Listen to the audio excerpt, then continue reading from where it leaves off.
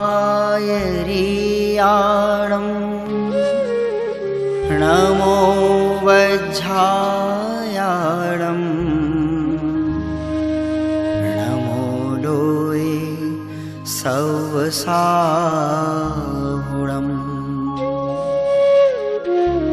ऐसो पंच नमो यारो सव पावपणासिनो मंगलाणं च सवसिं परमं होई मंगलम्।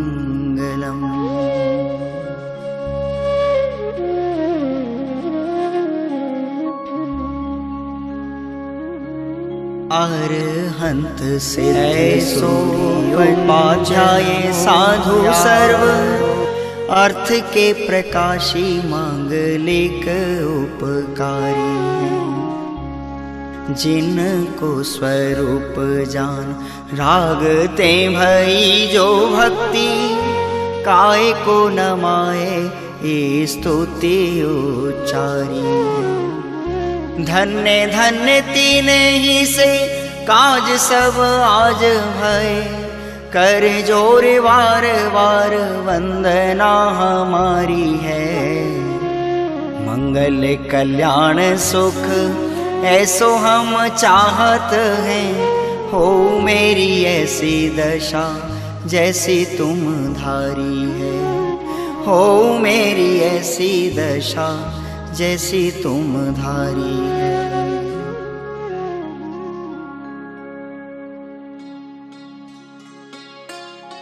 सभी आत्मार्थी भाई बहनों को सादर शुद्धात्म वंदन।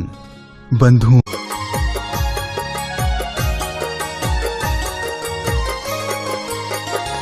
वीतरागी प्रभु वीतरागी गुरु मोक्ष की मानो तैयारी हो गई शुरू।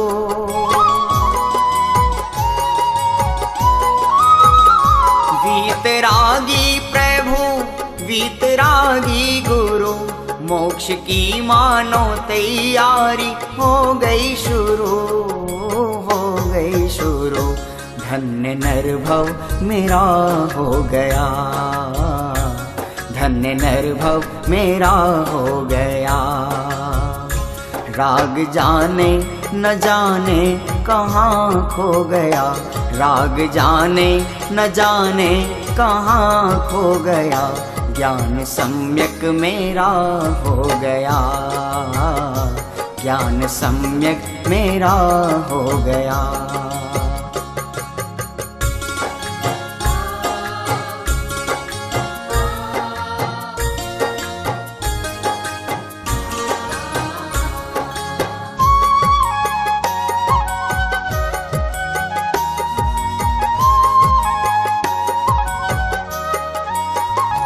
दृष्टि में आत्मा भक्ति परमात्मा ऐसी आराधना हो सिद्धात्मा।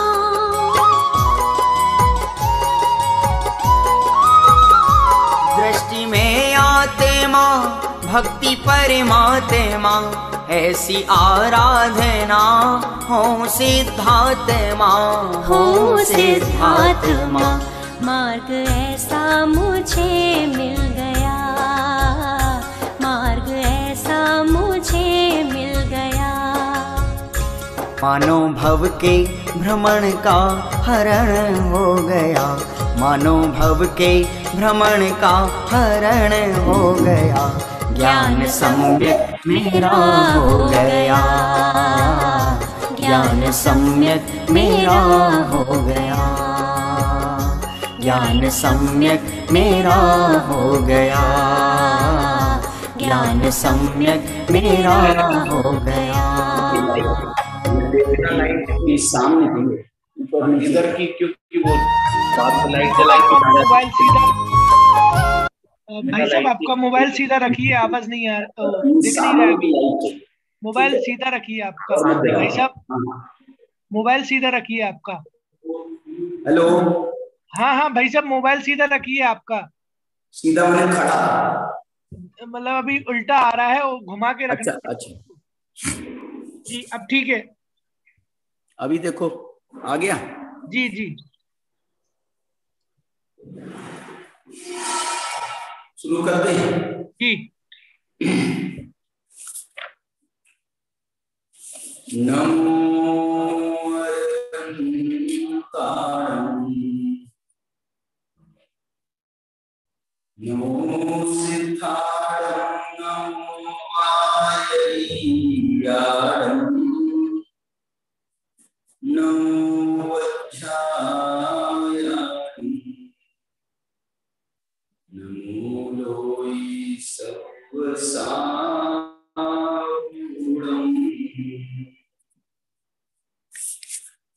एष सुरासुरमनुष्यन् वन्दितं बोधघातिकं अमलं प्रणमामि। मैं क्या पढ़ दिया? अच्छा, प्रवचन सारखा हुआ ना। प्रणमामि वर्धमानं इत्थं धम्मस्त्रिकर्तारम् इंद्रसद्वन्द्यानं तिरुवनहितमधुरविसद्वक्काणम् अन्तातीतगुणानं नमो जिनानं चिद्भवानं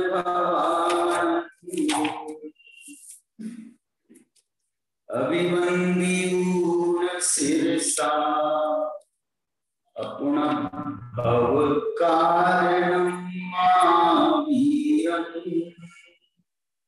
ते सिंपयथ भंगं मग्गं मुखस्य वोच्छामि। पंचास्तिकाय ग्रंथ के आधार पर यहाँ पर मोक्ष मार्ग की चर्चा कर रहे हैं। ये जो मोक्ष मार्ग की चर्चा है, बहुत सारे ग्रंथों के आधार पर हमने यहाँ इस व्याख्यान माला में चर्चा की है। अभी पिछले प्रवचन सार के मोक्ष मार्ग प्रज्ञापन नाम का अधिकार है, उसमें उससे चर्चा की थी। समय सार के साध्य साधक द्वार के आधार पर चर्चा की थी। भगवती आराधना और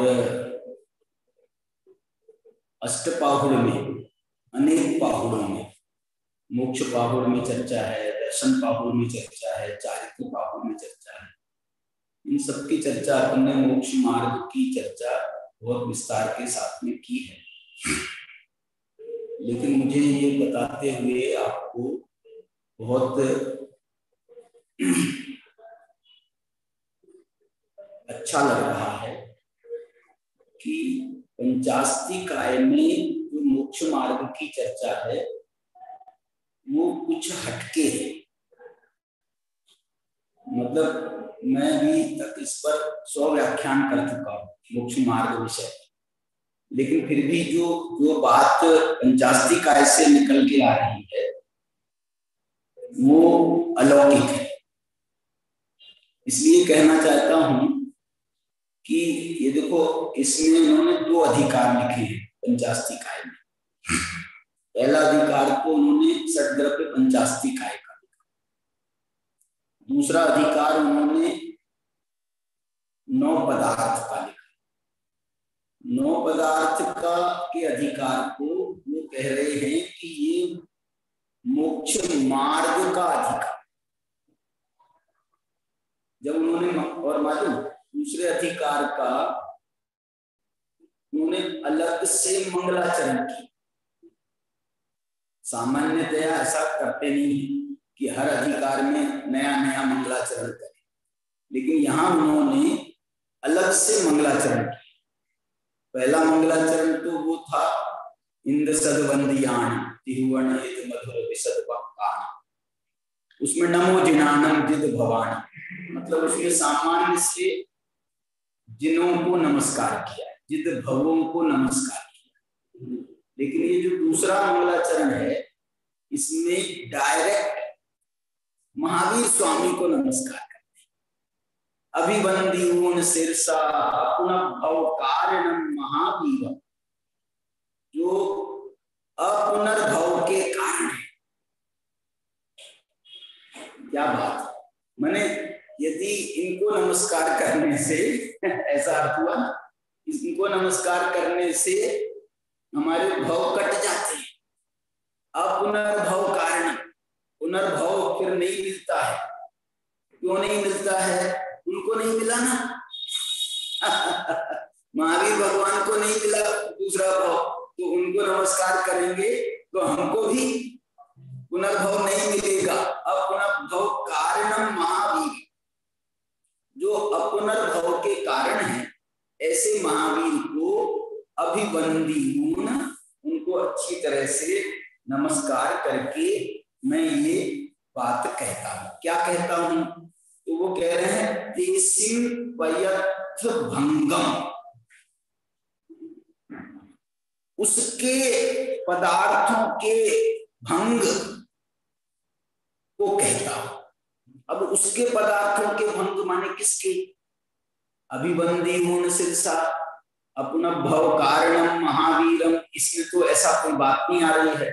ऐसा भी कह सकते हैं कि उन्होंने, महावीर भगवान ने जिस प्रकार से उन्होंने मुक्ति को प्राप्त किया है, उस प्रकार से पयथ भंगम, उसके आधार बना करके पदार्थों के भंग बनाकर मग्गम मोक्षस्य वोच्छामि, मैं मोक्ष के मार्ग को कहूंगा।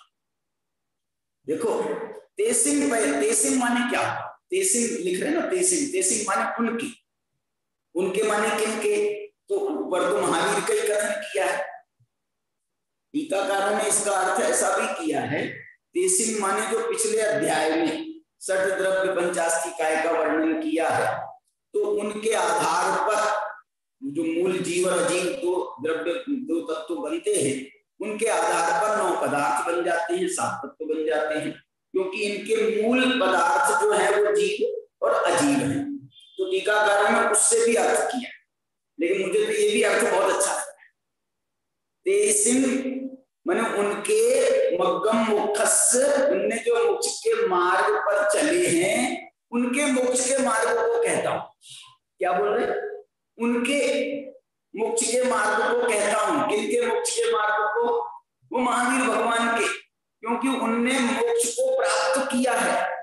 कहां पर लिखा? अपुनर्भव कारण, तो खुद ही लिख रहे हैं कि उन्होंने पुनर्भव को धारण नहीं किया है। तो पुनर्भव को धारण कौन नहीं करता है? जो मोक्ष से चले जाते हैं, जो मुक्त हो जाते हैं, वही पुनर्भव को धारण नहीं करते हैं। तो ये बहुत अच्छा अर्थ निकलता है तेसिं। और अब वो कह रहे हैं मोक्ष के मार्ग को कहता हूं। तो बोलो मोक्ष के मार्ग को, चलो सुनो। बोले 9 पदार्थ होते हैं। अरे तुमने तो प्रतिज्ञा की कि मैं मोक्ष के मार्ग को कहता हूं, तो तुमको मोक्ष के मार्ग को बताना चाहिए। सम्यक दर्शन ज्ञान चारित्राणि मोक्ष के मोक्ष मार्ग, उससे बताओ। तो बोले वो जो है ना सम्यक दर्शन ज्ञान चारित्राणि मोक्ष मार्ग, वो संक्षिप्त है, हम थोड़ा विस्तृत कहते हैं। अच्छा चलो वो थोड़ा विस्तृत करो। तो थोड़ा विस्तृत करने में तो ये 9 पदार्थ हैं। क्या ये जो 9 पदार्थ है ना, वास्तव में ये 9 पदार्थ उसका नाम है जिसमें मोक्ष का भी वर्णन है, मोक्ष के मार्ग का भी वर्णन। मोक्ष का वर्णन मोक्ष पदार्थ में है, मोक्ष मार्ग का वर्णन संपर्क निर्जरा में है, और मोक्ष के मार्ग का नहीं, मोक्ष का मार्ग जिस संसार मार्ग पूर्वक होता है उसका भी वर्णन है। उसका कहाँ वर्णन है? तो उसका वर्णन पुण्य में है, उसका वर्णन पाप में है, उसका वर्णन आश्रव में है, उसका वर्णन संबंध में। ये मोक्ष का मार्ग है। अच्छा तो चलो तुमने ये बता दिया, जीव अजीव क्यों बताए? अरे क्या बात करते हो, जिनको होना है जिन जीवों को होना है उनका नहीं बताए। अरे इनको ही तो मोक्ष होना है, तो हम उनकी तो बात करेंगे ना, जिनको मोक्ष होना है। अच्छा चलो तुमने उनको बता दिया, अजीव को क्यों बताते हो? अरे जिससे छूटना है जिससे छूटना है वो अजीब ही तो है। लेकिन आश्रव बंध पुण्य पाप इनसे भी छूटना, लेकिन इनका छूटना दूसरे प्रकार का है। देखो एक उसको आप थोड़ा सा और विस्तारित करते हैं। पुण्य पाप और आश्रव बंध इनसे जो छूटना है ये क्या है? इनको यदि हम देखें तो भाव रूप से ये भाव कर्म है। कौन कौन? पुण्य पाप आश्रव बंध। इसमें आपको भाव कर्म हम कह रहे हैं तो इसमें भाव लगा दो, भाव पुण्य, भाव पाप, भाव आश्रव, भाव बंध, ये क्या है? भाव कर्म है। और इनके द्वारा जिन कर्मों का बंध होता है वो क्या है? वो द्रव्याश्रव, द्रव्य बंध, द्रव्य पुण्य, द्रव्य पाप। चलो ठीक है, अजीब क्या है? बोले ये सब अजीब ही तो है, द्रव्य कर्म। नहीं नहीं नहीं, और बताओ। इनके निमित्त से, सुनना, कर्मों के निमित्त से कर्म दो प्रकार के, एक घातिया कर्म और एक अघातिया। ठीक है, घातिया कर्म के निमित्त से होता है भाव कर्म, और अघातिया कर्म के निमित्त से होता है नो कर्म। ये जो है ना जिससे छूटना है तुमको, अपुनर्भव। अपुनर्भव माने क्या? ये भव, भव, भव क्या चीज है? भव जो है संसारी जीव का नो कर्म है। भव में क्या होता है? शरीर धारण होता है। तो ये जो शरीर है, ये शरीर जो है ना, ये नो कर्म है और भव नो कर्म है। तो ये अघाती कर्म के माध्यम से हमको जो है ना नो कर्मों की प्राप्ति होती है। लेकिन मोक्ष किसका नाम है? बताओ, मोक्ष किसका नाम है? एक परिभाषा बताओ, छोटी सी मोक्ष की परिभाषा बताओ। जो द्रव्य कर्म, भाव कर्म, नो कर्म से रहित होता है उसका नाम मोक्ष है। तीन कर्मों से जहां पर मुक्ति मिलती है उसमें भाव कर्म भी है, द्रव्य कर्म भी है और नो कर्म भी है। सबसे पहले कौन छूटता है? बताओ, सबसे पहले कौन छूटता है? भाव कर्म। सबसे आखिरी में कौन छूटता है? नो कर्म। नो कर्म जो है ना सबसे आखिरी में छूटता है। आखिरी में छूटता है माने द्रव्य कर्म भी आखिरी का जो आखिरी समय है ना, उसमें कुछ द्रव्य कर्म की प्रकृतियां भी बसती हैं। लेकिन ये जो नो कर्म है ना, जैसे भाव कर्म टुकड़े टुकड़े में छूट जाता है, द्रव्य कर्म भी टुकड़े टुकड़े में छूट जाता है।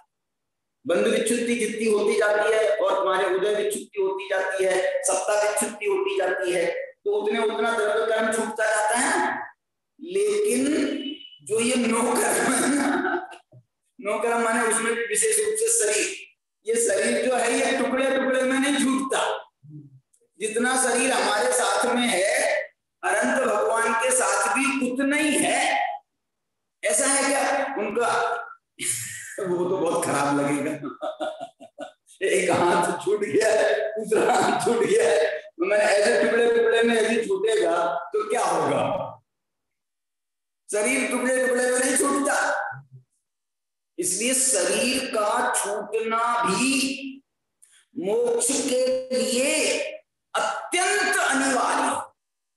अनंत भगवान ने तो कंपनसेट कर लिया। क्या कंपनसेट कर लिया? बोले रहने जब तक है आयु तब तक ही तो रहेगा, उससे ज्यादा तो नहीं रहेगा ना। इसलिए ज्यादा हम इसके पीछे नहीं पड़ते, रहने। और आयु कर्म है, बहुत छोटी स्थिति वाला है। सभी कर्मों की जो उत्कृष्ट स्थितियां हैं, सभी कर्मों की उत्कृष्ट स्थितियां बड़ी बड़ी हैं। मोहिनी की 70 कूड़ा कोड़ी, कषाय की माने चारित्र मोहिनी की 40 कूड़ा कोड़ी, तुम्हारे उसकी 30 कूड़ा कोड़ी, ज्ञानावर्णी दर्शनावर्णी अंतराय की, नाम आदि कर्मों की 20-20 कूड़ा कोड़ी हैं। 20-20 कूड़ा कोड़ी क्या? 20 करोड़ इंटू करोड़, 20 करोड़ नहीं, 20 करोड़ इंटू 1 करोड़, 20 कूड़ा कोड़ी माने तो 20 कूड़ा कोड़ी सागर। और आयु कर्म की कुल 33 साल, इससे ज्यादा हो ही नहीं सकती। और मनुष्य पर्याय में अनंत भगवान को यदि हम छोड़ देंगे तो मनुष्य पर्याय में ज्यादा से ज्यादा कितनी रहेगी? ज्यादा से ज्यादा एक कोटि पूर्व है क्या? एक हाँ ना, 1 कोटि पूर्व, 1 कोटि पूर्व सिमंदर भगवान की। कोई देखो कितना बढ़िया भंग बनता है, धवला वगैरह में ऐसे भंग बनाते हैं, बहुत अच्छी। वो भंग बना करके उसमें ये लिखा है कि ज्यादा से ज्यादा अरहंत अवस्था में कितने समय रह सकते हैं? ज्यादा से ज्यादा तो बोले 8 बरस 1 अंतर मुहूर्त कम, 8 बरस 1 अंतर मुहूर्त कम, 1 कोटि पूर्व तक वो अरहंत अवस्था में रह सकते हैं। क्यों? क्योंकि आयु 1 कोटि पूर्व की है और 8 बरस की उम्र में केवल ज्ञान होगी। 8 बरस में नहीं कहो, 1 अंतर मुहूर्त और जोड़ लो, बस। क्या बात है, क्या बात है। 8 बरस अंतर मुहूर्त कम में 8 बरस का ये बालक है ना, ये बड़ा है। कितने बड़े हो बेटा? 16 की? नहीं यार, तो जयपुर जा रहे हो? अच्छा ठीक है, 16 साल का, इतने तो 2 केवल ज्ञानी हो जाए। 8 बरस में केवल ज्ञान की प्राप्ति हो गई और उसके बाद में देखो रहन दिया। श्रीमंदर भगवान को बिल्कुल जल्दी नहीं है, श्रीमंदर भगवान को बिल्कुल जल्दी नहीं है। कब हो गया इनको केवल ज्ञान? मालूम आपको कब हो गया? ऐसा कहते हैं कि जो जब अपने 16वें तीर्थंकर थे, कौन से थे, तब उनको केवल ज्ञान हो गया था। और अगली 24 के 12 तीर्थंकर हो जाएंगे भरत क्षेत्र के, तब तक ये श्रीमंदर भगवान क्या मैं ये कहना चाह रहा हूं, ये चलो उस बात को अपन विराम देते हैं। मैं ये कहना चाह रहा हूं, ये 9 पदार्थ जो हैं, 9 पदार्थ का दूसरा नाम बताओ, 9 पदार्थ का दूसरा नाम बताओ। इसमें लिखा है 9 पदार्थ, ऐसा लिखा है कई ग्रंथों में, 9 पदार्थ अधिकार, ऐसा कुछ लिखा है, 9 पदार्थ। और उसके बाद नीचे पुस्तक में लिखा है मोक्ष मार्ग प्रपंच वर्णन। क्या मतलब? मतलब क्या? मैंने 9 पदार्थ का वर्णन कहो या मोक्ष मार्ग का वर्णन कहो, एक ही बात। उसमें एक बात बताऊं मैं आपको, आचार्यों ने 6 द्रव्यों के श्रद्धान को या पंचास्तिकायों के श्रद्धान को इसको सम्यक दर्शन नहीं कहा। षड्द्रव्य श्रद्धानम सम्यक दर्शनम, पंचास्तिकाय श्रद्धानम सम्यक दर्शनम, यद्यपि इनका श्रद्धान होता है, लेकिन सम्यक दर्शन जो है उन्होंने जो विशेष रूप से कहा है वो उन्होंने 6 द्रव्य श्रद्धान या पंचास्तिकाय के श्रद्धान को नहीं कह करके उन्होंने किसको सम्यक दर्शन कहा है? उन्होंने कहा है तत्वार्थ श्रद्धानम। तत्वार्थ श्रद्धान में कौन कौन आगे बताओ, कौन कौन आगे? 7 तत्व आगे, और भी कुछ आया? 9 पदार्थ भी आगे। कहां आगे? अरे तत्व तो 7 तत्व और अर्थ तत्वार्थ। हमारे वो गायक के लड़के का नाम रखा है तत्वार्थ। मेरे वाह क्या बात है। उसका श्रद्धान करना पड़ेगा। तत्वार्थ श्रद्धानम सम्यक दर्शनम। तत्वार्थ के श्रद्धान का नाम सम्यक दर्शन है, जिसमें 9 पदार्थ 7 तत्व। 9 पदार्थ और 7 तत्व का क्या संबंध है बताओ? 9 पदार्थ और 7 तत्व का क्या संबंध है? 9 पदार्थ 7 तत्व में पुण्य पाप को जोड़ दो तो 9 पदार्थ, ऐसे है संबंध जोड़ा जाए। 7 तत्व और 9 पदार्थ माने तत्व और अर्थ का संबंध पूछ रहा हूं मैं, तत्व और अर्थ का संबंध। तो वो ये कहते हैं जैसे ये पदार्थ है, चश्मा ये पदार्थ है, इसका तत्व क्या है?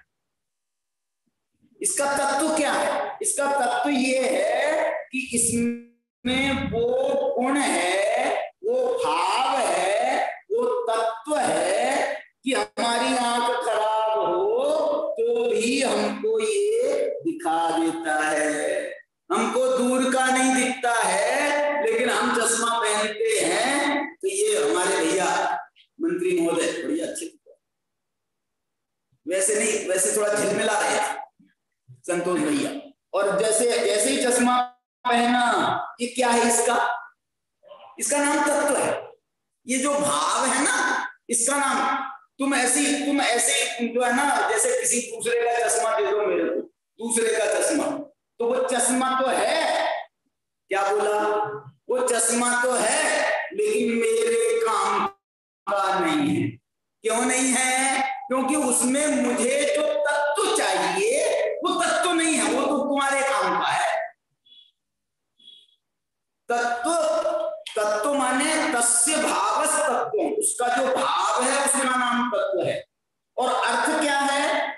अर्थ जो है ना, जिसका भाव है उसका नाम है अर्थ। क्या बोला? जो है उसका नाम भाव, और जिसका है उसका नाम अर्थ। पदार्थ कहो या अर्थ कहो, एक ही बात। तो इनका दोनों के श्रद्धान को क्यों एक अर्थ कह देते या तत्व कह देते? बोले सुनो, ये दोनों का इतना गहरा संबंध है। किसका?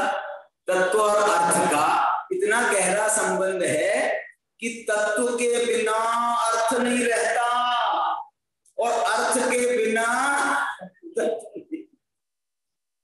तत्व ना हो तो अर्थ की कोई कीमत नहीं है, और अर्थ ना हो, बोलो, अर्थ ना हो तो ये जो तत्व है ना, ये रहेगा कहां? तत्व तो गुण का नाम है। जैसे द्रव्य बिना गुण के नहीं रहता, गुण बिना द्रव्य के नहीं रहते, ऐसे ये पदार्थों में भी ये व्यवस्था है। पदार्थ का मतलब, एक बात और सुनो, पदार्थ का मतलब द्रव्य नहीं है। क्या बोला? पदार्थ का मतलब द्रव्य नहीं है। अरे साहब, हमने तो सुना है कि द्रव्य बोलो, सत्य बोलो, अर्थ बोलो, पदार्थ बोलो, और क्या क्या बोलते हैं, वस्तु बोलो, गे बोलो, ये सब एक अर्थवाचक है। सुनो, एक अर्थवाचक भी हैं स्थूलता से, लेकिन सूक्ष्मता में जाएं तो इन सब में अंतर है। ये एक अर्थवाचक होते हैं स्थूल दृष्टि से कहें तो यार ठीक है, पदार्थ कहो, द्रव्य कहो, वस्तु कहो, एक ही बात है। चीज कहो, चीज बोलते ना अपन, चीज अपनी बोलचाल में, तो ये एक ही बात है। लेकिन जो सूक्ष्म दृष्टि से देखें तो जो द्रव्य है वो तो 6 द्रव्य हैं। अस्तिकाय हैं वो 5 अस्तिकाय हैं, तत्व हैं ये 7 तत्व हैं, पदार्थ हैं ये 9 पदार्थ हैं। माने इनकी हमारे शासन में, जिन शासन में, इनकी अलग अलग आइडेंटिटी है। चलो फिर तो द्रव्य और पदार्थ में अंतर है।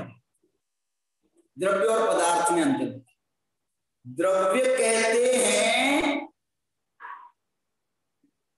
जो मूल चीज है, मूल चीज, उसका नाम है द्रव्य। जो जीव द्रव्य है ये मूल चीज।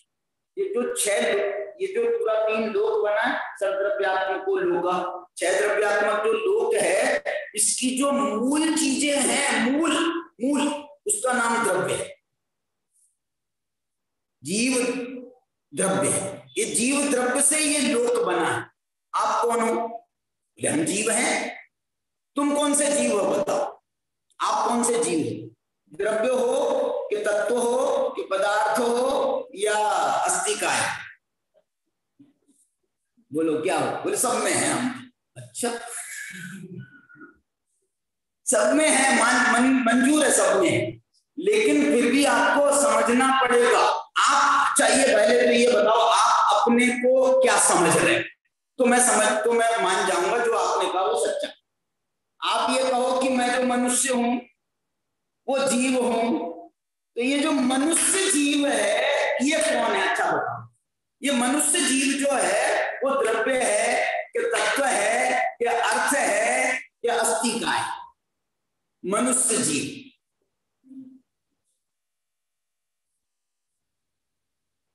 जीव नहीं बोल रहा हूं मैं जीव नहीं बोल रहा हूं, मैंने बदल दिया है।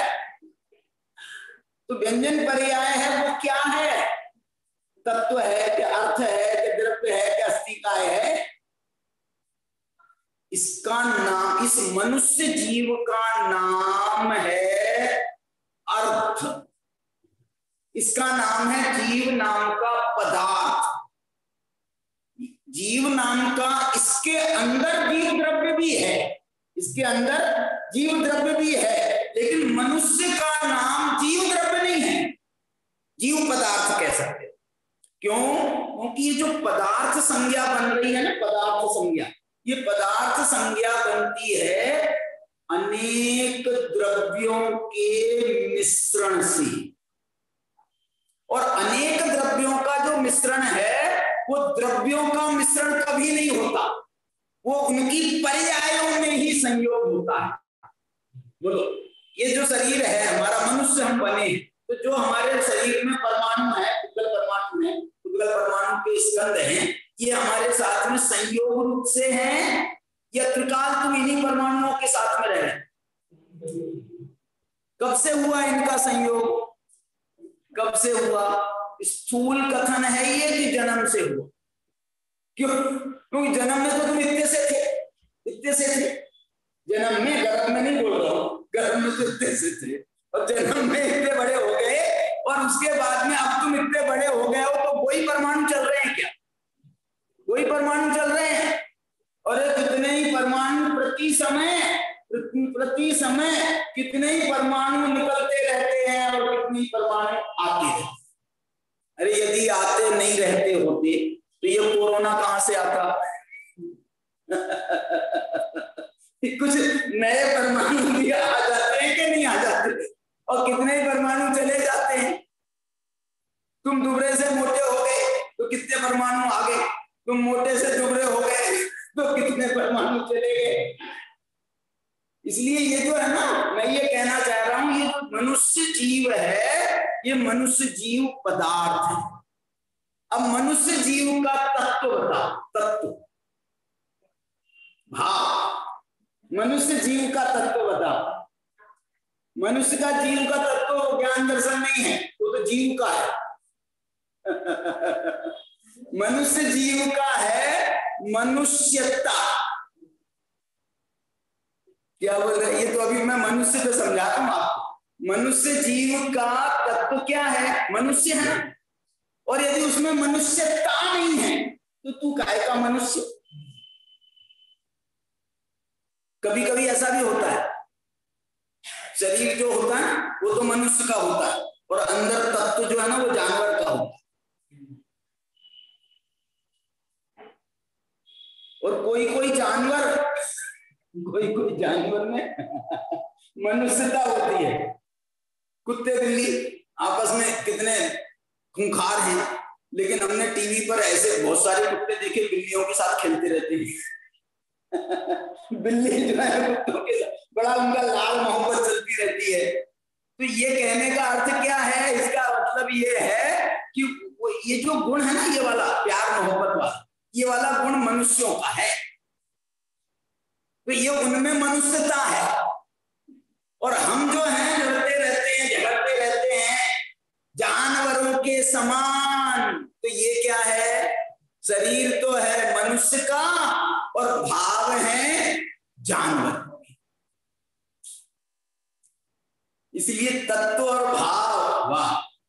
यदि मनुष्यता नहीं है, वो कोई उनकी थी ना, यदि मनुष्यता नहीं है तो मैं क्या, किसी की है कविता है, कोई कविता सुनाते ना दादा लोग। तो ये मैं ये कहना चाह, और ये बात का मैं आपको प्रमाण दे सकता हूं। ये मनुष्य जो है ये द्रव्य नहीं है, ये अस्तिकाय नहीं है। देखो मूलभूत द्रव्य वो द्रव्य है।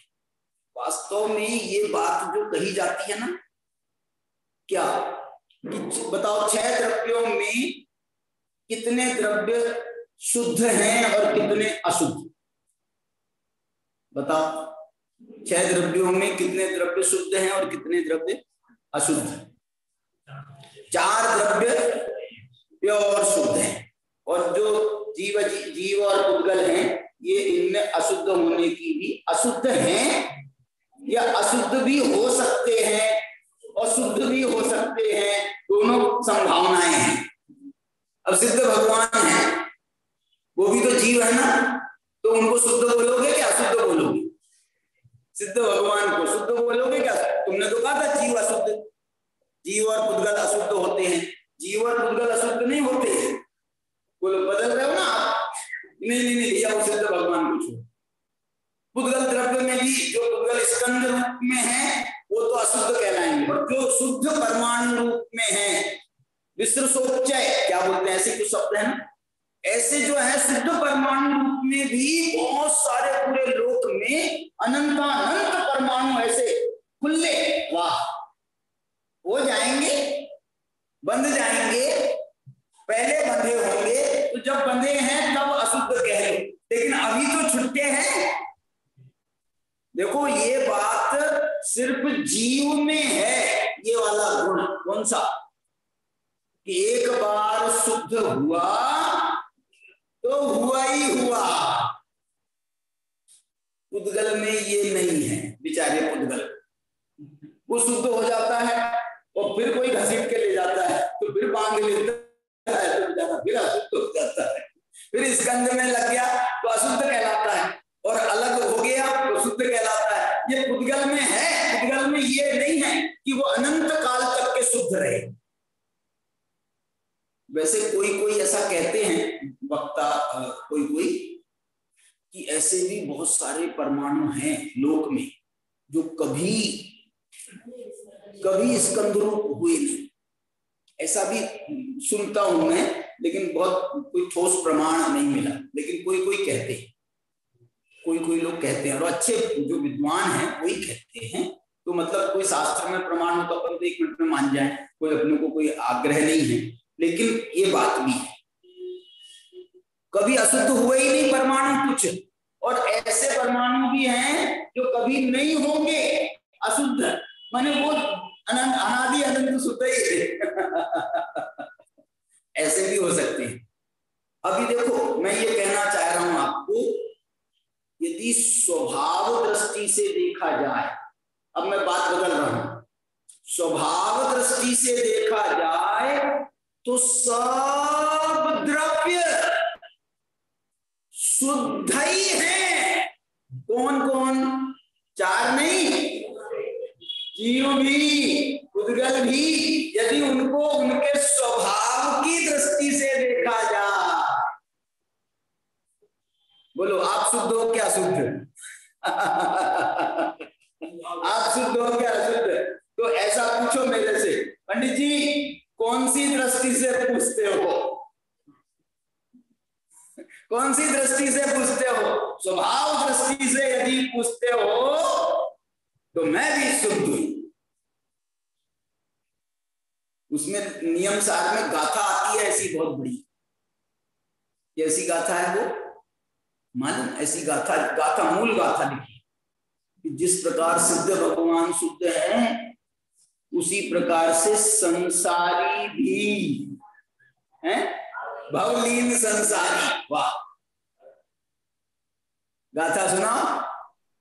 जारिसिया सिद्धप्पा जारिसिया सिद्धप्पा, हाँ, जारिसिया सिद्धप्पा तारिसिया चेव संसारिनो होंती। क्या?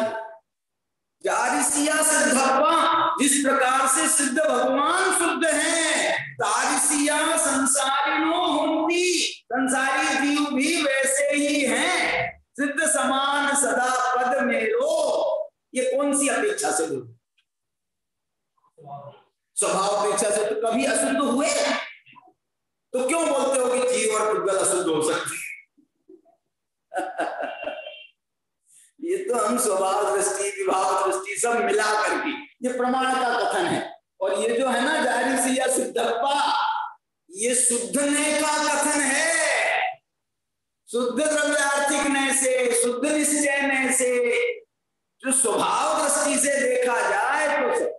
इसलिए 6 द्रव्यों में मैं क्या बताना चाह रहा हूं आपको, 6 द्रव्यों में तो ये आप स्वभाव दृष्टि से देखो तो सब द्रव्य शुद्ध है, सब द्रव्य शुद्ध है। पंचास्तिकायों को यदि आप शुद्ध दृष्टि से देखो तो सब शुद्ध हैं। पंचास्तिकाय, 5 अस्तिकाय शुद्ध है। लेकिन ये जो जीव पदार्थ है, जीव पदार्थ है, जीव पदार्थ कैसा है? शुद्ध है कि अशुद्ध है? जीव पदार्थ, जीव पदार्थ जो है ये अनादि काल से शुद्ध है कि अशुद्ध? अनादि काल से अशुद्ध है। और शुद्ध होने के बाद, शुद्ध होने के बाद माने सिद्ध होने के बाद अनंत काल तक फिर शुद्ध ही रहेगा। What is this? इसका नाम है मोक्ष मार्ग। क्यों, कैसे होगा शुद्ध? अनादिकाल से अशुद्ध है, माने ये जीव अजीव से जुड़ा हुआ है, पुण्य पाप आश्रव बंद करके ये अशुद्ध हुआ है, कर्मों से बंधा है, अनादिकाल से यही करता आ रहा है। ये तो है अशुद्धता का विवरण। और जब उसको सम्यक दर्शन ज्ञान चारित्र की प्राप्ति होती है तो उसकी शुद्धता का प्रारंभ होता है। और शुद्धता की बढ़वारी होते होते होते होते होते होते संवर निर्जरा की पूर्णता। मालूम आपको ये जो मोक्ष है ना, मोक्ष, इसका दूसरा नाम बताओ। संवर, पूर्ण संवर का नाम मोक्ष, पूर्ण निर्जरा का नाम मोक्ष है। ये जो संवर अभी है ना हमारे साथ में, यदि है संवर है तो ये अपूर्ण संवर, ये अपूर्ण निर्जरा है। ये संवर की जब पूर्णता होती है तो संवर की पूर्णता ये मोक्ष कहलाती है। संवर की पूर्णता का नाम मोक्ष है, निर्जरा की पूर्णता का नाम मोक्ष है, मोक्ष मार्ग की पूर्णता का नाम मोक्ष है। मोक्ष का प्रारंभ अनंत काल तक भले को मोक्ष रूप में बने रहना, लेकिन मोक्ष का जो प्रारंभ है, पहला क्षण है, वो मोक्ष मार्ग की पूर्णता का क्षण है, वो संवर की पूर्णता का क्षण है, निर्जरा की पूर्णता का क्षण है, पहला क्षण। उसके बाद में मोक्ष को क्रिएट करेंगे। लेकिन पहला मोक्ष को, पहले समय के मोक्ष को किसने क्रिएट किया? इसलिए मालूम, नियम सार की भाषा में कहें तो मोक्ष का नाम है कार्य समय सार। मोक्ष का नाम है कार्य समय सार और मोक्ष मार्ग का नाम है कारण समय सार। ये जो है ना, मैं कारण समय सार, ये मोक्ष मार्ग को भी कहते हैं। ये त्रिकाली गुरु भगवान आत्मा को भी कहते हैं, वो भी कारण है ना, इसलिए कारण शुद्ध पर्याय के नाम से कहते हैं, कारण परमात्मा के नाम से कहते हैं। लेकिन ये कारण और कार्य समय सार में ऐसा भी वर्णन आता है। कार्य समय सार माने मोक्ष, और कारण समय सार माने, तो ये जो कारण समय सार की पूर्णता है, मोक्ष मार्ग की पूर्णता है, ये कार्य समय सार को उत्पन्न करे। कार्य समय सार माने मोक्ष। अब उसके बाद में फिर क्या होता है, अगले समय में, फिर अगले समय में, फिर अगले समय में, फिर वो कार्य समय सार ही, वो कार्य समय सार को नया नया नया नया अनंत काल तक जन्म देता है। अच्छा एक बात बताओ, संसार में जो जीव, जो भव्य जीव है, भव्य जीव है, अनादि काल से भव्य है, अनादि काल से भव्य है, लेकिन अभी तक उसका मोक्ष नहीं हुआ। तो इसका यदि हम अनादि अनंत काल का निर्णय करें, अनादि अनंत काल का निर्णय, तो ये बताना आप संतोष जी, ये सुखी ज्यादा समय रहेगा कि दुखी ज्यादा समय रहा? अभी मोक्ष नहीं हुआ उसका, भव्य जीव का पूछ रहा हूं मैं। भव्य जीव सुखी ज्यादा समय रहता है कि दुखी ज्यादा समय रहता है? कैसे? सुखी के दुखी? सुखी, दुखी ना? जब दुखी वाले हाथ ऊंचा करो, और सुखी वाले भी हाथ नहीं ऊंचा करें। बोले क्यों? हमको दोनों पार्टी वाले, जहां कम वहां नहीं है ऐसा। अभव्यों की बात अलग है। भव्य जीव सुखी ज्यादा समय रहता है, दुखी कम रहता है। क्यों? क्योंकि भूतकाल से भविष्य काल अनंत गुना है। तो तुम कौन सी अपेक्षा से बता रही थी? बता दो। निगोद की अपेक्षा भी रहने दो, कोई दिक्कत नहीं है। शादी मिथ्या दृष्टि है यदि कोई, शादी मिथ्या दृष्टि, अनादि मिथ्या दृष्टि भी हो, लेकिन भव्य हो, बस भव्य होना चाहिए। अनंत काल से तुम निगोद में पड़े रहो ना, लेकिन निगोद से निकलने के बाद में तुम निगोद का जो काल है तो भूतकाल ही माना जाएगा। भूतकाल पे भविष्य काल का तो मोक्ष का ही समय माना जाएगा। तो भूतकाल से भविष्य काल कितना बड़ा है? अनंत गुना बड़ा है। इसलिए दुख के जो बादल है ना तुम मोक्ष मार्ग में लग जाओ तो दुख के बादल ज्यादा समय रहेंगे नहीं, फिर तो रहिए अनंत अनंत काल। ये मोक्ष जो है ऐसा मोक्ष की बात है। भविष्य है, मोक्ष माने हमारा भविष्य और संसार माने हमारा भूतकाल। तो ये जो भविष्य है वो उज्जवल है हमारा। क्यों? क्यों? क्योंकि हम भव्य हैं। इसलिए ये जो मैं ये कहना चाह रहा हूं, जीव पदार्थ की जो बात करते हैं, जीव पदार्थ, आप बोलोगे साहब इसमें वो शुद्ध जीव द्रव्य को क्यों नहीं कर रहे? किया नहीं आचार्य ने। असल में क्या है, देखो इसका रीजन है, युक्ति है इसके पीछे। युक्ति क्या है? 6 द्रव्यों की चर्चा, 5 अस्तिकायों की चर्चा, ये जो है ना ये विश्व व्यवस्था है। 6 द्रव्य 5 अस्तिकायों से विश्व व्यवस्था हमको समझ में आती है। 7 तत्व और 9 पदार्थों से क्या समझ में आता है? बोलो। ये 7 तत्व और 9 पदार्थ विश्व व्यवस्था समझाने के लिए नहीं है। काय के लिए है? जीवादि प्रयोजन भूत तत्व। ये जो है ना ये 9 तत्व या 7 तत्व या 9 पदार्थ, जीवादि प्रयोजन भूत तत्व, ये प्रयोजन भूत तत्व हैं। प्रयोजन भूत तत्व है का मतलब क्या? प्रयोजन भूत तत्व है माने इनसे हमारा हित अहित जुड़ा हुआ है। इनसे हमारा हित अहित जुड़ा हुआ है। 6 द्रव्य और 50 कायों से इसमें कोई हमारा हित अहित, उसका तो इतना समझने के लिए था। 6 द्रव्य और 50 काय के लिए थे? बताओ क्या समझाने के लिए थे 6 द्रव्य 50? वो ये समझाने के लिए थे कि सब द्रव्य अलग अलग, सब द्रव्य अलग अलग हैं, सब अस्तिकाएं अलग अलग हैं। एक द्रव्य दूसरे द्रव्य रूप कभी नहीं होता, कभी संयोग रूप होते हुए दिखाई देते तो भी वो एक द्रव्य दूसरे द्रव्य रूप नहीं होता। तो ये समझ करके आपको ये पहले नंबर का भेद ज्ञान करना है। पहले नंबर, कौन सा पहले नंबर का भेद ज्ञान है? कि सब द्रव्य अलग अलग हैं, इसका नाम भेद ज्ञान नहीं है। सब द्रव्य अलग अलग, भेद ज्ञान किसका नाम? इन 6 द्रव्यों सब अलग अलग हैं तो मैं भी सबसे अलग हूं, इसका नाम है भेद ज्ञान। मैं सबसे अलग।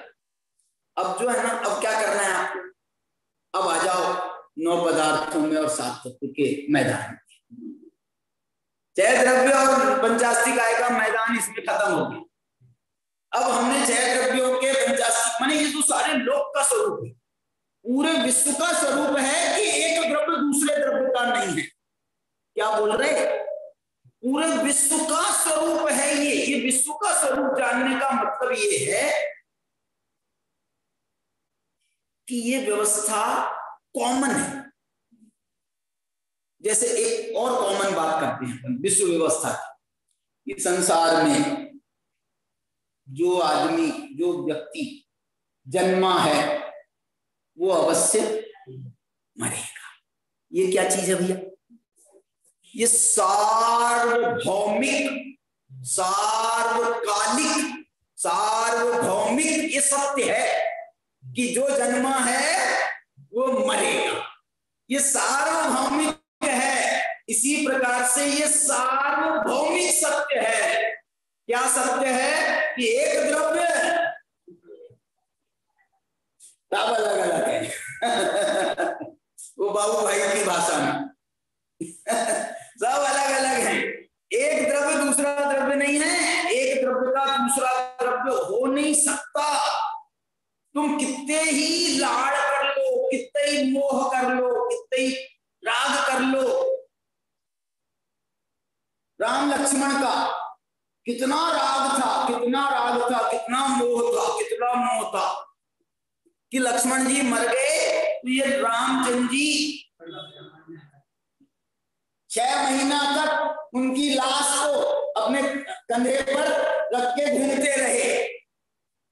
लोग उनसे कहें कब पागल हो गए हो, तो रामचंद्र जी गाली देते थे लोगों को। लक्ष्मण नहीं, रामचंद्र। रामचंद्र जी गाली देते थे छाई संबंध से, तू मर जा, तू मर गया। मैंने राग था ना इतना तीव्र, छाई संबंध गोष्ठियों के राग की बात कह रहा हूं मैं। वो उनको ये, तुम लक्ष्मण को तुम कह रहे मर गया, क्या बोल रहे हो, क्या बोल रहे हो? हमारे लक्ष्मण को तुम मर गया, लक्ष्मण तू मर जा।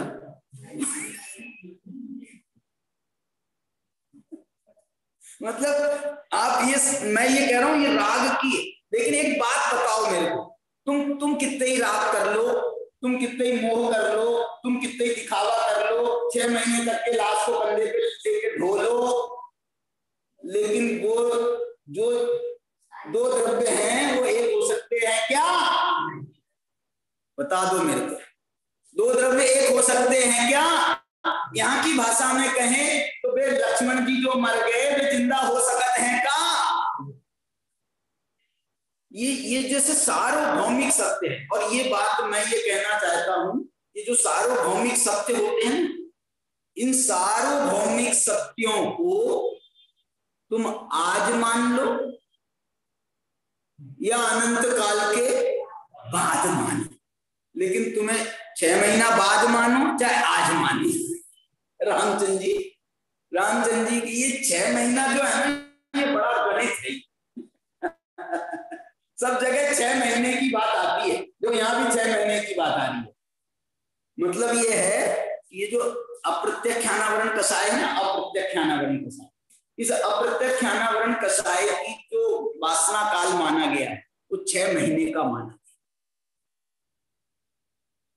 इसका अर्थ है ये जो 6 महीने में, तो वो लिख रहे हैं अमृतचंद्राचार्य, पश्च षण्मास मेकम भैया जगवासी तू दासी वह के जगत सो एक 6 महीना, 1 महीना के 6 महीना, बोले 1 6 महीना नहीं तो 6 महीना, 6 में 6 का गुणा कर दो तो 36 महीने हो जाएंगे। 1 6 महीना, 6 × 1 = 6, 1 6 महीना बस बात में। ये 6 महीने की जो बात आती है ना, ये और अनंतानुबंधी का वासना काल भी 6 महीने का, अनंतानुबंधी का। अब और सॉरी अनंतानुबंधी अप्रत्याख्यानावरण, अनंतानुबंधी का वासना काल कितना है? अनंतानुबंधी का वासना काल मालूम? अनंतानुबंधी से प्रकट जो स्थिति बंद होता है, स्थिति बंद अनंतानुबंधी से 40 कोड़ा कोड़ी का हो सकता है, लेकिन ये 40 कोड़ा कोड़ी सागर ये अनंतानुबंधी का वासना काल नहीं है। अनंतानुबंधी का वासना काल बताओ। अनंतानुबंधी का वासना काल है अनंत, इसलिए तो उसका नाम अनंतानुबंधी। अप्रत्याख्यानावरण का कितना? ये अनंतानुबंधी के बाद में 2 नंबर की कषाय है अप्रत्याख्यानावरण, इसका वासना काल 6 महीना, प्रत्याख्यानावरण कषाय का वासना काल 15 दिन, संजुलन कषाय का वासना काल अंतर्मुहूर्त। अब वो तुम्हारे उदाहरण भी, पानी की रेखा और उसकी रेखा, उसकी रेखा, वो उदाहरण भी। मैं ये कहना चाह रहा हूं उसका वासना काल अंतर्मुहूर्त। हम बोलते हैं साहब वो ये अमृत चंद्राचार्य ने इतना, उनको कैसा लगा होगा अंदर से कि क्या लिख रहे हैं, वो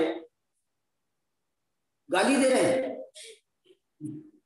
अमृत चंद्राचार्य गाली दे, रे दुष्ट, रे दुरात्मन। अच्छा, हम कहें तो गाली, वे कहें तो समझा रहे।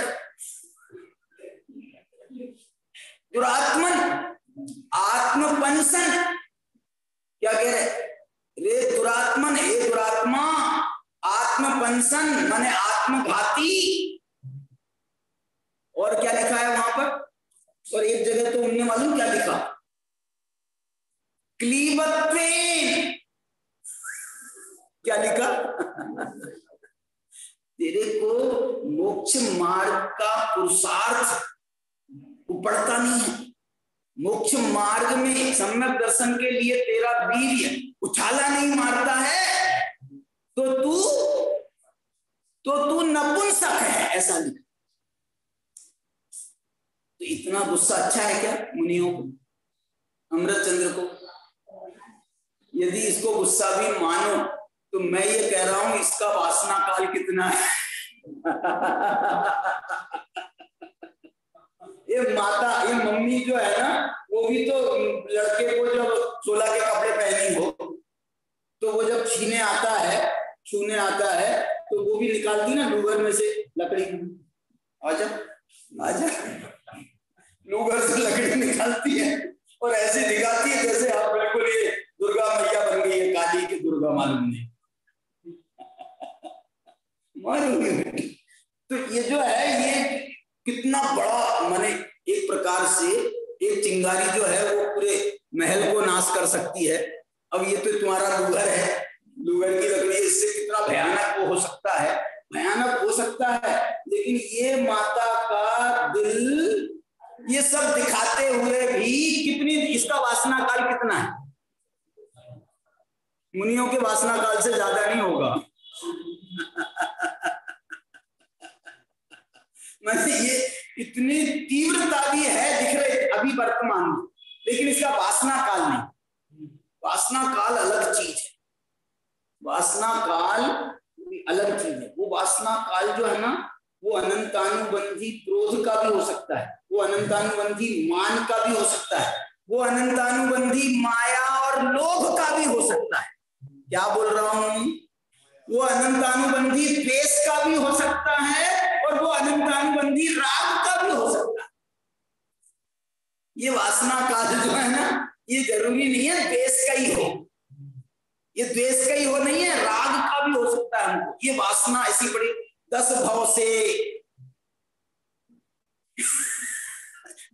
से हमारी विपरीत चल रही है, ये वासना है। अनंतानुबंधी, आप वासना का संबंध इससे जोड़ो, वासना का संबंध कि इसकी जो वासना है ना, वासना मतलब इसके अभिप्राय में इतनी तीव्रता भरी है, भले ये 40 कोड़ा कोड़ी का बंध कर रहा हो, लेकिन इसके अंदर में वासना ऐसी है कि यह अनंत काल को अपने आप में समेटे, अनंत काल को अपने आप में समेटे हुए है, इसलिए इसका नाम अनंतानुबंधी है। ये जो है, मैं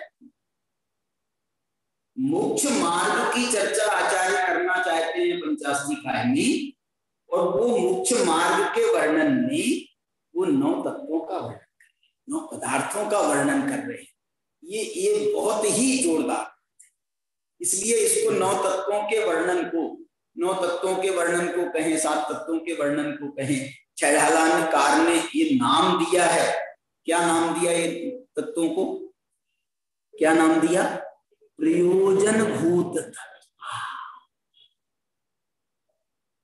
ये जो बहुमान, सम्मान, ये जो तत्वों को ये जो सम्मान मिला है ना, प्रयोजन भूत तत्व, द्रव्यों को नहीं है इतना सम्मान, अस्थि कायों को इतना सम्मान नहीं मिला, ये इनको मिला है। और इसमें भी खास कर मालूम क्या कहा? पदार्थों को नहीं है, पदार्थों को नहीं है, उनके पदार्थों के तत्व को सम्मान है। ये विशेष सम्मान जो मिला है ना, प्रयोजन भूत तत्व। ये प्रयोजन भूत तत्व जो है, ये शब्द आगम में और कहाँ मिलता है? जीवादि छैढालाकार ने लिखा है, मोक्ष मार्ग प्रकाशक में। और कहाँ मिलता है? ये तो मेरे को भी मालूम था। मैंने छैढालाकार ने, तो मैंने कल बताया आपको, छैढालाकार ने जो माल मसाला लिया है वो मोक्ष मार्ग प्रकाशक से लिया है, इसलिए हैं? कहाँ है बताओ, कहाँ है? हैं? क्या लिखा है? मैं बोला प्रयोजन भूत तत्व, ऐसा पूरा नाम। ये स्वर्णलता बोल रही है वो भूदत्थेनाधि गदा, तो भूत हेतु वहां पर प्रयोजन भूत कहाँ लिखा है? बोले लिखा है प्रयोजन। बोले क्यों? बोले इनको, इन तत्वों को भूतार्थ कहा है ना, भूतार्थ से जाने हुए। भूतार्थ माने क्या होता है? बोले भूतार्थ माने प्रयोजन भूत होता है। भूतार्थ माने प्रयोजन भूत कैसे होता है? अरे अर्थ है ना, भूत धन अर्थ, तो अर्थ को पहले कर दो, भूत को बाद में कर दो, तो क्या हो जाएगा? अर्थ भूत। और अर्थ माने क्या होता है? अर्थ का एक अर्थ होता है प्रयोजन। तो ऐसा जो है ना, बहुत खींच करके अर्थ निकला है। निकला तो है, और हो सकता है यहीं से निकाला हो, टोडरमल जी ने और दौलत राम जी ने यहीं से निकाला हो। लेकिन मैं और थोड़ा सा इसको स्पष्ट रूप से, इसकी कोई बात यदि मिलती हो ना, तो मुझे जानना है। मैंने प्रयोजन भूत तत्व के नाम से मिल जाए फिर तो बात ही मजा आ जाएगा, और नहीं मिले तो और भी किसी रूप में भी ये बात, मैंने इसको उन्होंने प्रयोजन भूत तत्व नाम। सम्यक दर्शन से क्यों कहा इसको? क्योंकि इनका संबंध सम्यक दर्शन के साथ है। ये जो प्रयोजन भूत तत्व क्यों नाम दिया गया है कि यहाँ कुंद कुंदाचार्य कह रहे हैं कि ये 9 तत्वों का दूसरा नाम। बोलो किसका, क्या नाम है 9 तत्वों का दूसरा नाम? बताओ। मैंने अभी पूरा व्याख्यान हो गया इसके लिए। मोक्ष मार्ग, प्रकाशक ने मोक्ष मार्ग। क्या ये 9 तत्वों का, 9 पदार्थों का दूसरा नाम मोक्ष मार्ग है। मैं ये कहता हूं, यदि हम मतलब सम्यक दर्शन ज्ञान चारित्र की चर्चा करें तो इसका नाम मोक्ष मार्ग तो है ही, लेकिन यदि हम 9 तत्वों की चर्चा, 9 पदार्थों की चर्चा भी करें तो इसमें भी देखो मोक्ष मार्ग क्यों छिपा हुआ है। आश्रव किसे कहते हैं? आश्रव छोड़ो, संवर किसे कहते हैं? संवर कहते हैं आश्रव निरोध है संवर। माने जिसमें आश्रव रुके, कर्मों का आना रुके। ये कर्मों का आना क्यों रोकना चाहते हो? क्योंकि हम मोक्ष मार्ग में गमन करना चाहते। ये इसका बड़ा गहरा संबंध है। माने बिल्कुल हमारे आत्मा के हित से, आत्मा के कल्याण से इन 9 तत्वों का संबंध है, 9 पदार्थों का संबंध है। ये 9 पदार्थों का जो संबंध है, और देखो आगे जाकर के सामान्य संवर का नाम संवर नहीं। क्या बोल रहा हूं? सामान्य संवर का नाम संवर नहीं। मोक्ष मार्ग भूत संवर और दूसरे संवर में क्या अंतर है? समय हो गया। क्या बोल रहा हूं? सामान्य संवर में और मोक्ष मार्ग भूत संवर में अंतर है। सामान्य संवर तो मालूम कैसे होता है? सामान्य संवर तो हम पुण्य काम करें, पुण्य कार्य करें तो पाप का संवर हो जाता है, और पाप करें तो पुण्य का संवर रुक जाता है ना। पुण्य कर्म आना, पाप करते हैं तो पुण्य कर्म आना रुक जाता है, तो ये पुण्य का संवर हुआ। पुण्य कार्य करें तो पाप कर्म आने रुक जाते हैं, ये रुकने का नाम संवर है, ये सामान्य है। लेकिन मोक्ष मार्ग भूत संवर क्या है? तो जब हम संवर भावना भाते हैं, वो संवर भावना में ये भावना नहीं भाते हैं कि हे भगवान ये जितने पाप कर्म हैं ये रुक जाए। संवर किसे कहते हैं? संवर भावना क्या है? जिन पुण्य पाप नहीं कीना, आत्महित आत्म जीना, दिन ही विधि आवत रुके, संवर लही सुख अवलोके। ये इसका नाम है संवर। पाप के रुकने का नाम संवर नहीं है, पुण्य के रुकने का नाम भी संवर नहीं है। जिन पुण्य पाप नहीं कीना, आत्म अनुभव चित्त दीना, जिन्होंने अपने आत्मा के अनुभव में चित्त दिया है, दिन ही विधि आवत रुके, इसका नाम है संवर। ये है संवर तत्व। वो संवर तत्व नहीं है, वो सामान्य संवर जो है वो तो सब संसारी कर रहे हैं, वो सब संसारी कर रहे हैं। ये जो है ये संवर कौन कर रहा? बोलो, ये संवर कौन कर रहा? ये संवर वो ज्ञानी धर्मात्मा ही कर रहे हैं। सम्यक दृष्टि ही ऐसा संवर कर सकते हैं, सम्यक दृष्टि के ऊपर। निर्जरा किसका नाम है बताओ? निर्जरा, निर्जरा 4 प्रकार की होती है। सविपाक निर्जरा, अविपाक निर्जरा, सकाम निर्जरा, अकाम निर्जरा। ये निर्जरा के 4 भेद हैं। ये निर्जरा तत्व नहीं है, ये निर्जरा है। क्या बोला? ये निर्जरा है, निर्जरा के भेद हैं, लेकिन निर्जरा तत्व क्या है? निर्जरा तत्व किसे कहते हैं? बोले निर्जरा तत्व कहते हैं या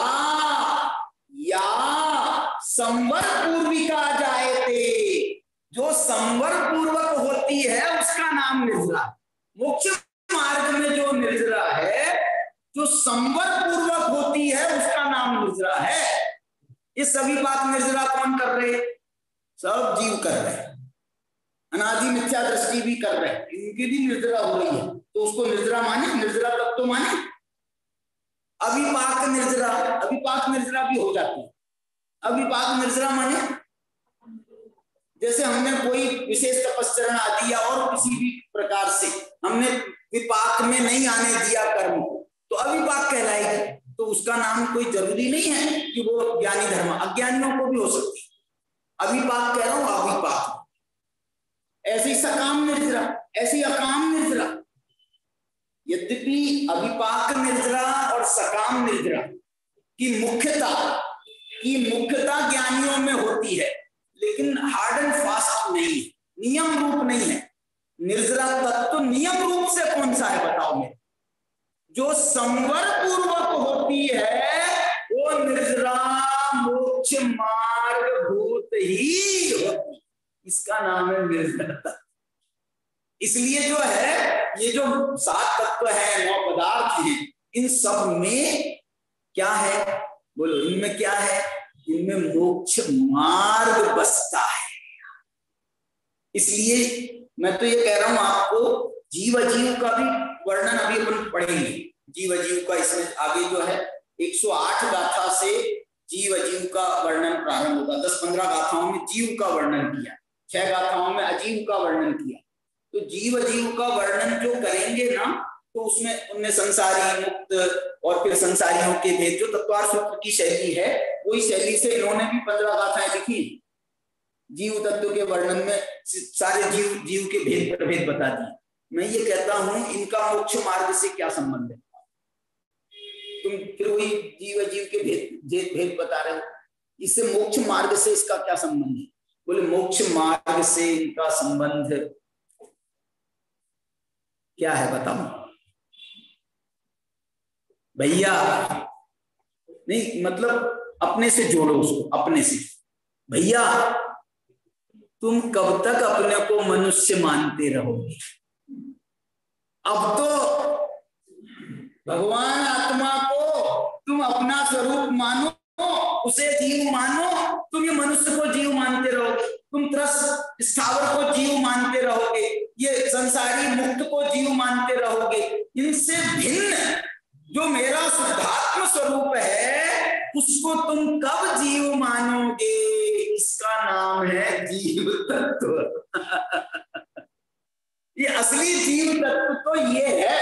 ये जीव इतने प्रकार का होता है, जैसे निर्जरा के भेद प्रभेद कर रहे हो, ऐसे जो है इसके भी तुम भेद प्रभेद कर लो, तो इसका नाम जीव नहीं है, जीव पदार्थ या जीव तत्व नहीं है। जीव तत्व का श्रद्धान माने अपने जीव का श्रद्धान, अजीव तत्व का श्रद्धान माने मेरे से भिन्न जो कुछ है सब मेरे से भिन्न है, ऐसा जो श्रद्धान है उसका नाम है अजीव तत्व का श्रद्धान। इसी प्रकार से मुझे किसी से राग नहीं करना, मुझे किसी से द्वेष नहीं करना, इसका नाम है आश्रव तत्व का श्रद्धान। मेरे लिए कोई इष्ट नहीं है, कोई पदार्थ इष्ट नहीं है, कोई पदार्थ अनिष्ट नहीं है, इसका नाम है पुण्य पाप का श्रद्धान। क्या बोला? मेरे लिए कोई पदार्थ इष्ट नहीं है, इसका नाम है पुण्य का श्रद्धान। मेरे लिए कोई अनिष्ट नहीं है, यह है पाप का श्रद्धान। सम्यक दर्शन ज्ञान चारित्र ही मेरे लिए कल्याणकारी है, पर्याय दृष्टि से यही मेरे लिए कल्याणकारी है, इसका नाम है संवर निर्जरा का श्रद्धान। और मेरा असली निवास स्थान तो वो मोक्ष ही है, इसका नाम है मोक्ष तत्व। मेरे सारी 9 तत्वों को अपने पर घटाओ, अपने प्रयोजन भूत तत्व कह रहे हो ना, उसमें से प्रयोजन निकालो, उसमें से प्रयोजन निकालेंगे तब ये 9 तत्वों का श्रद्धान वास्तव में सच्चा श्रद्धान होगा। और इसकी विशेष चर्चा